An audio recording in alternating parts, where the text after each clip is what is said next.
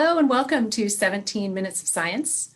My name is Sarah Cheeseman. I'm a technical solutions scientist at In Vivo Biosystems, and I am delighted to have my guest, Dr. Zoltan Varga, with us today, where we're going to talk about building ZIRC, creating a centralized resource center for zebrafish research. So a little bit about Zoltan.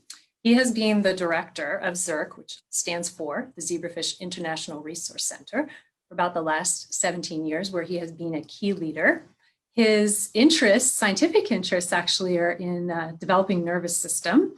So if you look back over his CV, he's done lots of things over the years, but predominantly interested in the brain and of course the CNS, and he's worked in mammalian and zebrafish models. So he's a dual model guy. And his time at ZIRC, he has also published extensively on lots of subjects related to the health and wellness of zebrafish, including cryopreservation techniques, in vitro fertilization, and stress responses. So he is a master of many things, and we're lucky to have him here today during this time. So Zoltan, welcome. Thanks for the kind introduction. It's a pleasure to be here. Well, it's nice to have you, especially to kind of peek behind the curtain about what goes on at ZIRC, because I know a lot of people are curious and maybe just don't know much about these incredible resource centers we have to bank model systems around the world. So why don't we go ahead and get into the questions and see, I'm already talking and forgetting my timer, so I'm starting right now. This is about our 17-minute conversation. So Right. I wanted to ask you, Zoltan, about when and how the need for a centralized zebrafish resource center was identified and sort of those earlier days. You could tell us about that. Well, you might know yourself that there has been ongoing genetic screens at the Institute of Neuroscience. But then in Tübingen in Boston, there were these large screen mutagenesis projects, and they had just published hundreds of new mutant lines. And initially, there was the model organism database, ZIFIN, that was established to better track scientific information. That was a request at the 1996 zebrafish meeting in, well, I forget the name. That's okay. But, a while ago. But yeah, it's a long time ago.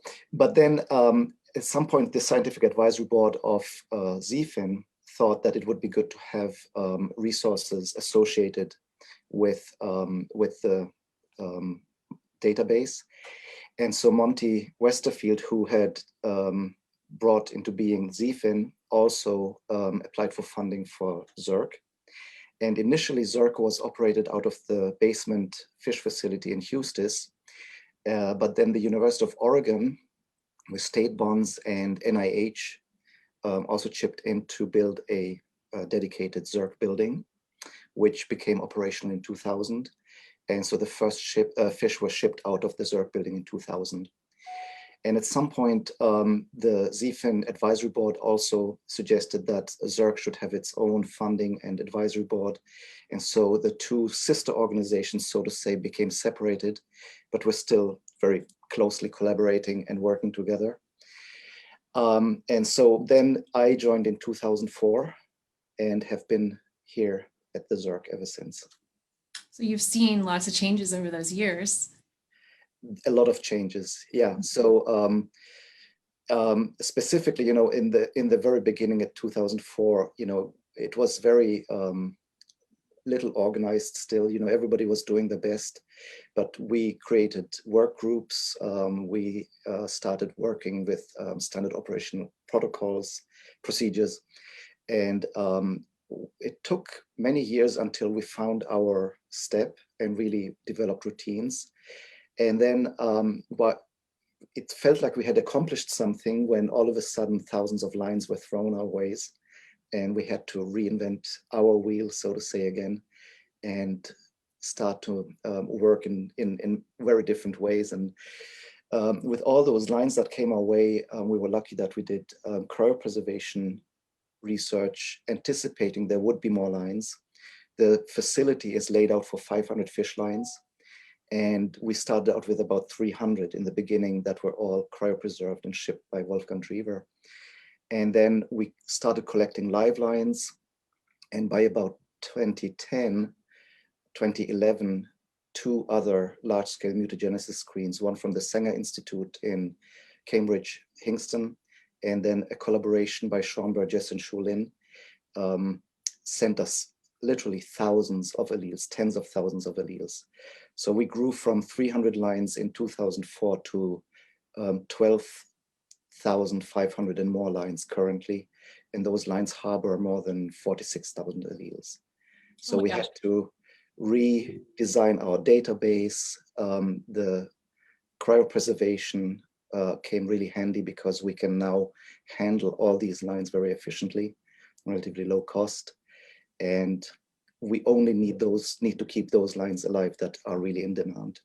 The others are all frozen down. Your answer just sparked a couple of questions as I'm thinking it through. I have visited your facility, which is very beautiful. Of course, it's just rows and rows of fish racks when you go in there. So it gives the illusion that there's lots and lots of lines that are live in those tanks. But did you say you're set up for 500? Did I understand you correctly? 500 live lines and then freezers full of everything else?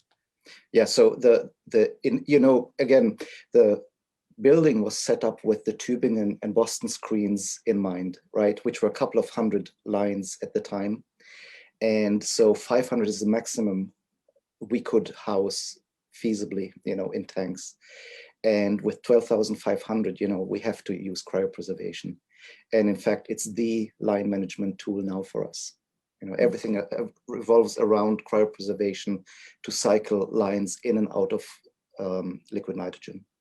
Okay, so another question that I know might be on the minds of people watching when they're hearing you talk about cryopreservation is you're referencing, of course, fish sperm can be frozen. Mm-hmm. But can you speak to, can eggs be frozen? No, so eggs are an entirely different issue. Because they're such large cells, comparably, the freezing is not homogeneous across the volume of the cell. And so you can do a lot more damage by either the chemicals that you would need to protect from cryopreservation damage or from the freeze curve that you establish to freeze the cell. And sperm cells are relatively small and they can be much more easily frozen. So as a curiosity, are people still trying to hack away at that egg problem, or do you just think that that's... Yes, and there's various approaches that we can pursue in future. I mean, one has been to freeze embryos, and Mary Hagedorn has been a pioneer in that area, and John Bishop.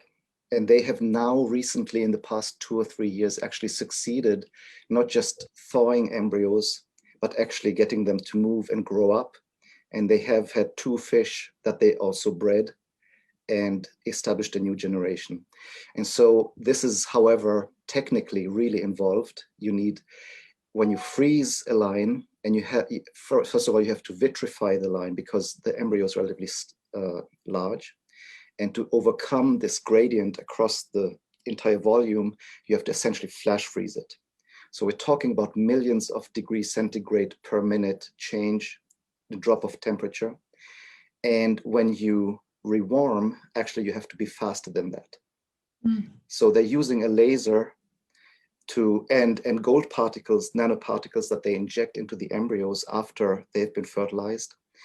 And then with the laser and those gold particles, there's homogeneous thawing, flash thawing in the embryo, and that helps most of the embryos to survive. It's technically very involved, but with time it will become more and more feasible. And this is exciting because with sperm, obviously, we always have to keep a population of fish alive that we need to propagate, so we have eggs to fertilize the sperm with, right? But it means that the sperm that we have in the freezer is essentially frozen in time, while the line in the lab, in the live line, keeps evolving and accumulating background mutations, or is subjected to genetic drift or selection pressures.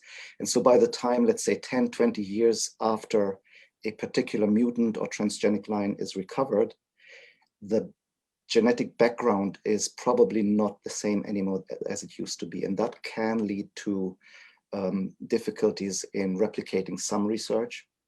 And so having a line where we could, or having the capacity to freeze a diploid genome would definitely be a huge advantage to enable that we have exactly the same genetics 20 years down the line than we have today when we reactivate the line.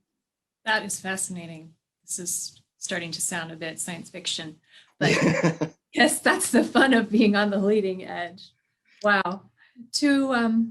To back out a little bit from that detail, I'm curious to know, so there is a sister organization in Europe, the European Zebrafish Stock Center, called EZIRC. Can you tell our viewers how ZIRC and EZIRC interface, and if you back each other up, and how that works? Mm-hmm. So both Uwe Strehle and I are postdocs of Monte Westerfeld. I didn't know that.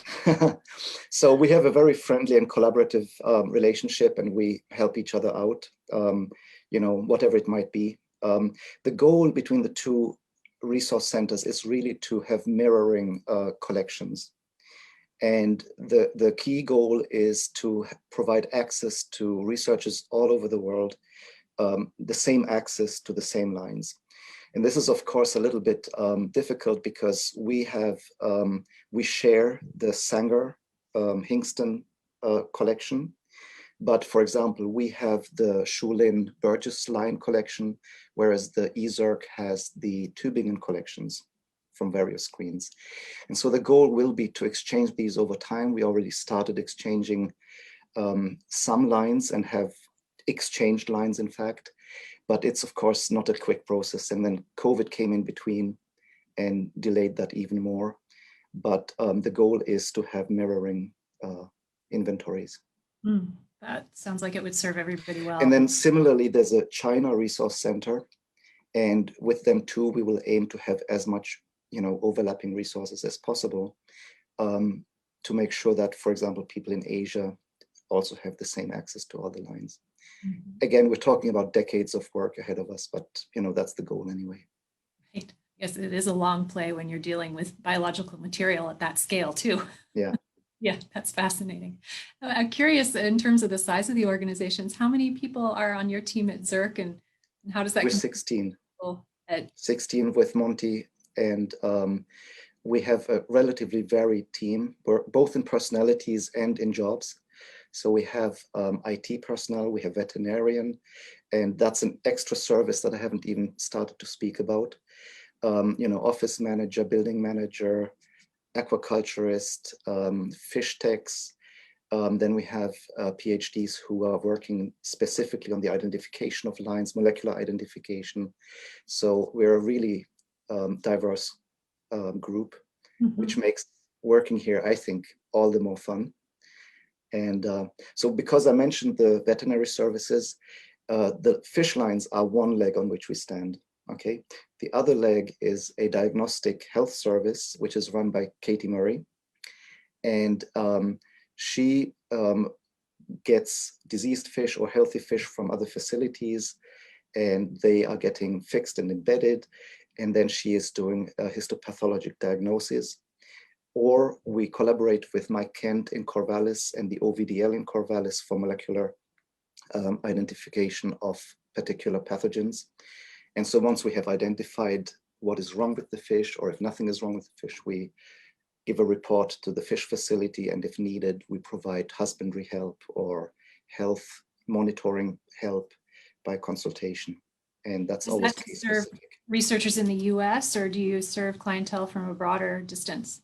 Mainly US, but we also have clientele from abroad, yes, mm-hmm. which goes for fish shipments and for the diagnostic service. Does EZIRC also do the pathology services? No, they have a slightly different mission. They provide more husbandry workshops and other, how should I say, more educational based services. Okay, so you sort of cover the bases between the two of you. Mm-hmm. Yeah. That suite of services.